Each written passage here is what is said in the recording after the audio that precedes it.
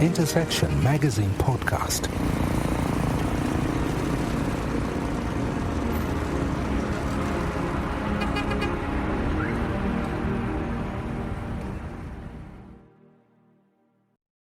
Welcome to Intersection Magazine Podcast. This week I'm really going to talk about leadership, transition, some of these subjects that are central in why we started what we do. And I'm just interested in exploring key personalities, I suppose, who have been trailblazers, but also very strong achievers.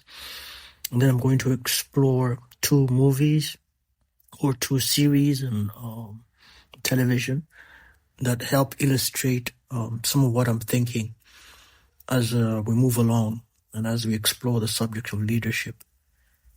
This is in the light of the recent announcement of the death of an Indian CEO, part of the Tata Group. So you could say this is in part about good leadership. Thank you for listening. Thank you for subscribing.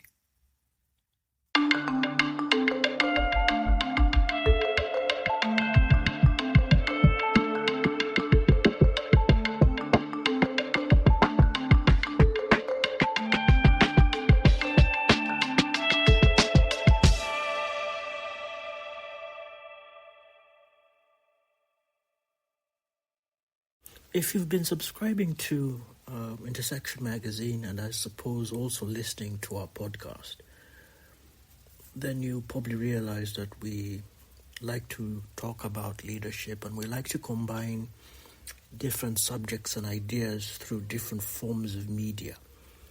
We started off with a magazine almost 9 years ago where we covered technology and innovation with articles that focus on three major areas. The first is what we call On the Scale, where we compare two subjects, two personalities, two ideas, two approaches to anything. The second is what we call Under the Scope, where we go in depth into one subject: innovation, technology, cybersecurity, cryptocurrency, just one subject. The third is what I used to call the Search for Direction, where we give you motivational pieces or directional pieces that hope to give you a rough idea where to go, what jobs are open, things of that nature. That last part has evolved to where what we do now is we have interviews with key personalities that may be working in your field of interest and that have gone a little farther than you have, so that they can help you navigate the challenges that you're facing. So the interviews are designed to help you glean from these personalities so that you may have a more pleasant journey, more guided journey. Now, this week, we are marking, I suppose, in the news, there was news of CEO, current head of the Tata Group, an Indian conglomerate, was released to us the news of the death of the CEO, Ratan Tata. But one of the most outstanding things that stood out about this man, despite all his fame and all the tremendous things that he had done for the economy of his country and the businesses, was they said he was a very humble man. And this is in stark contrast to what you come across in our days, especially when you deal with people that have made a lot of money. So we're talking about a person who, I suppose, runs upwards of, let me see, you have an employee numbers of about 1 million plus employees around the world. You have interests in steel information technology, automotive, consumer and retail, infrastructure, finance, aerospace and defense, tourism and telecom. Now, if you look at the history of the Tata Group, it has come through leadership from different personalities or members of the family, and each managed to expand the company through the challenges of the day, from wars, world wars, to relationships with neighbors, whether that was China, whether those were neighbors in Africa, or business interests in Africa, from cotton to milling.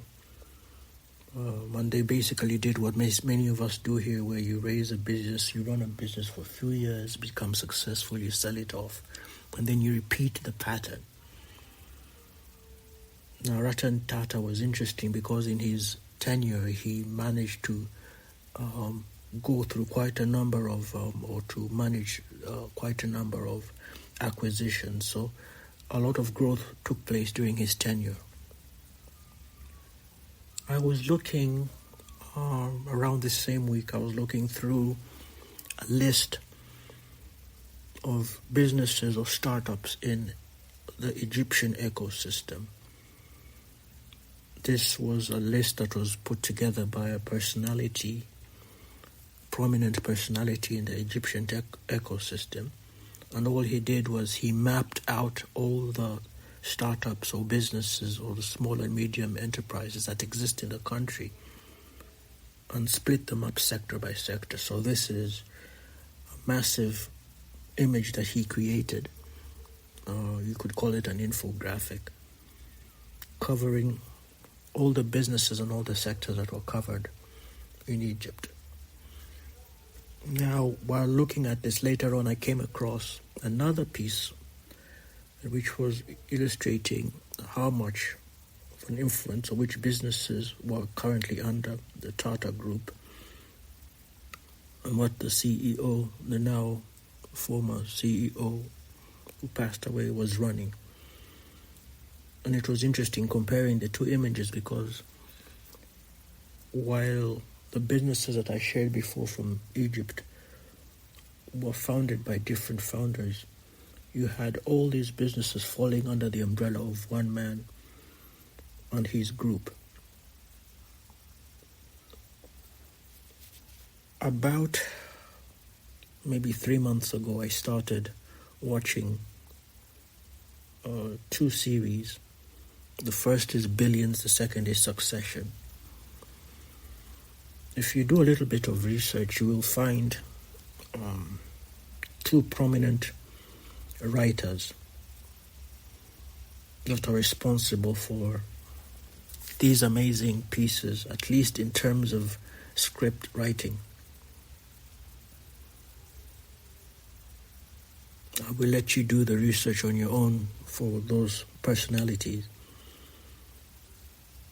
But some of the people that have put together these scripts are also the same people who put together West Wing, the series on American presidency, and a bunch of other amazing projects. Now, Succession is essentially, as the title suggests, about a father figure larger than life, very focused on his children and his business interests. He's essentially a media personality who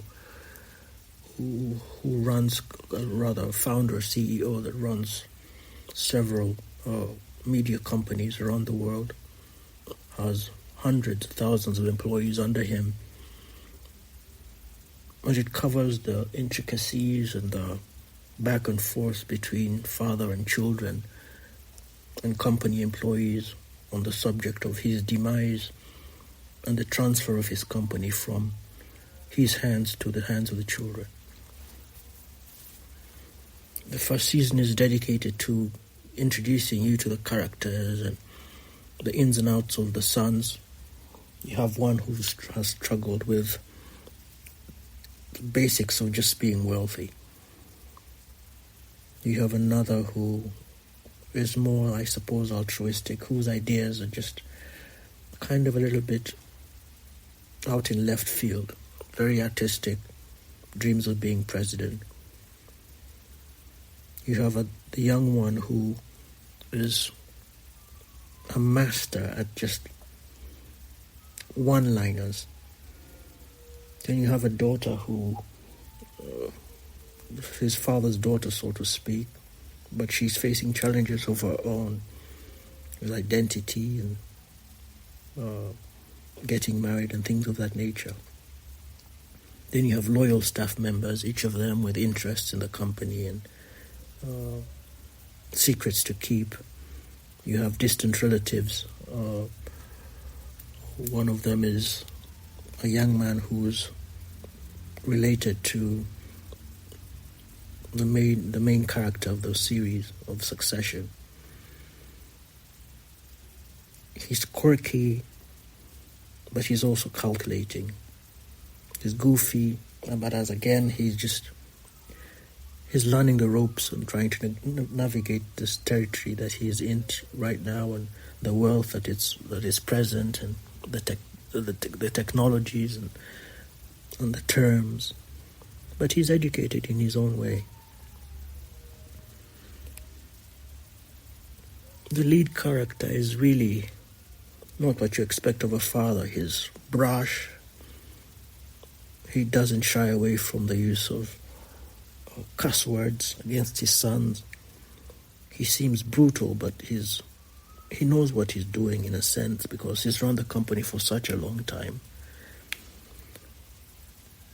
You have a back and forth between the new generation and the old generation, the new guard and the old guard.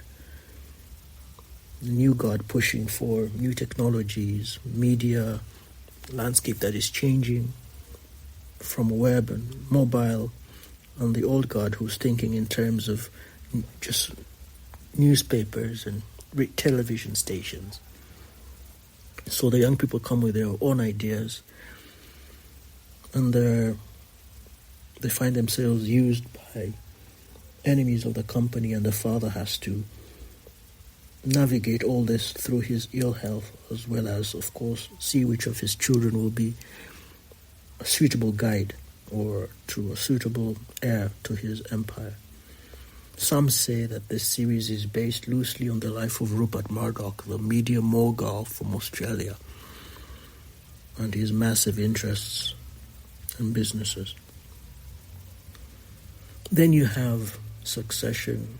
Then you have, Billions, which is essentially about the world of finance. But you can see a relationship between the two, especially because of some of the ideas that are presented about the wealth of one man and his influence over so many, the challenges he faces as he expands his business and follows his passion on one hand, and as he is approached towards, he's opposed by a district attorney who's interested in taking him down, believing that his business interests are crooked. So you have two very strong male personalities, and then you have the wife of the district attorney who's working for this financier, wealthy billionaire, and the interests of both coming into play, as well as their teams. But I want to read you a section that I extracted from Season 1, Episode 4. In this episode, the district attorney has found a personality within the company of this wealthy billionaire financier who might be able to help them take him down. And so they're looking for information about his businesses, what he does, and all those kinds of things. And this is how it goes. It says, okay, let's do this. How does the day start at Axe Capital? What does Axe do? The real answer is anything he wants. When you're at his level, you're more like a nation state than a person. There's no schedule he's following. I mean, when he shows up, the meeting starts. I got it. He's rich. Let's go. Rich? Rich is a marquee jet card, flying out east on a chopper. This is more like, hey, I want a cheesesteak. Send some guy to Philly and bring them back for everyone. Jim's or Shanks, both, and Tony Luke's. In fact, he does not need to call meetings. Everywhere he goes, they form around him.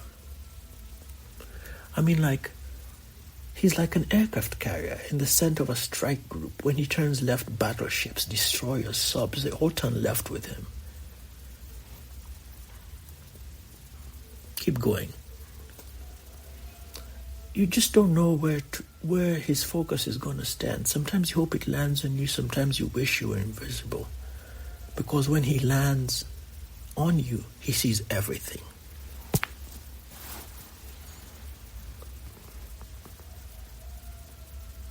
This dialogue was taken from subslikescript.com, and the episode, I suppose, was called Short Squeeze. And it illustrates just how these people function, the weight they carry, the responsibility, the attention to detail. You can see bits and pieces of this when you look at how many businesses, for example, the current CEO, now past, was running. These men are institutions. And having a conversation with them is like having a conversation with a semi-god. But all that said, if you listen to the tributes that came from far and wide about the Tata Group CEO, they said he was a decent man. A man you could have a conversation with, a man of the people. And I suppose that's a challenge if you think about all the responsibilities that come with being a CEO. For example, when you're doing cutbacks and when you're firing people and when you're doing restructuring, all the lives that are under your command, all the people, all the projects, all the money, all the attention, all the wealth. You can talk about the amount of money that CEOs, for example, in the US, earn every year and the bonuses. All that stuff can get to you. All that stuff can be challenging. But I suppose if we read a little bit more and if we study personalities such as these, such as Mr. Ratan Tata, there's a lot that we can learn.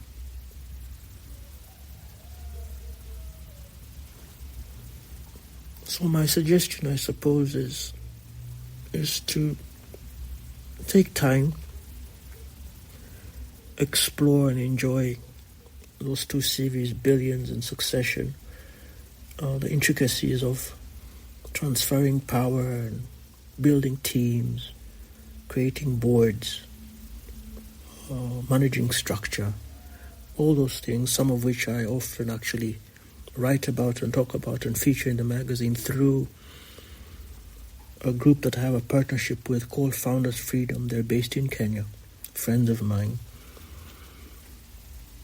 And they help you think in terms of generational wealth transfer. They help you think in terms of structure. They help you think in terms of organization. They help you think in terms of management. But also, as I said, of course, understanding your opponents in Billions. There's an interesting scene when he feels attacked and he gives a speech standing on a table and he thinks of it as an attack. But he speaks in military terms.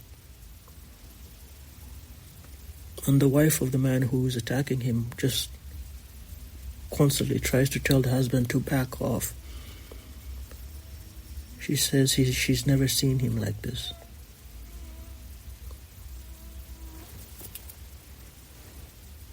So those are a few ideas, I suppose, that we're exploring: leadership, transition, change, ethics, maybe broader themes that fall under some of the subjects we've talked about, but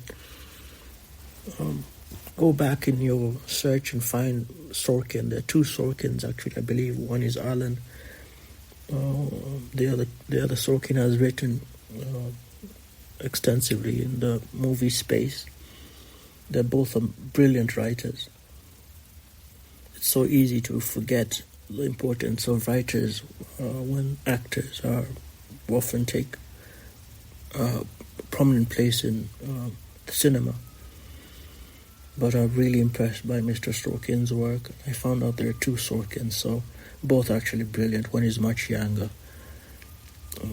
Both are actually brilliant writers.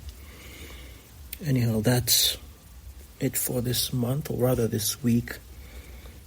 Billions, Succession, interesting projects, worth exploring for all those that are in the leadership space, for all those that are in the finance space, thinking about you want to learn a little bit more, or you want to come to terms with the law regarding finances, or businesses, or stocks, markets, buyouts, on terms that are used in this on the financial markets. This is something you should watch. Then if you're into media,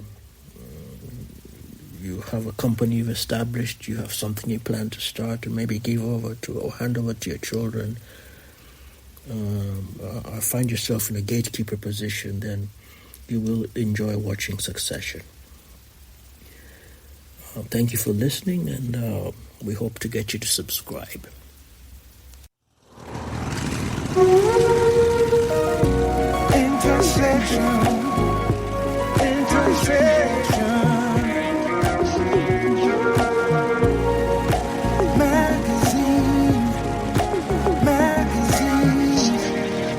Intersection Magazine Podcast.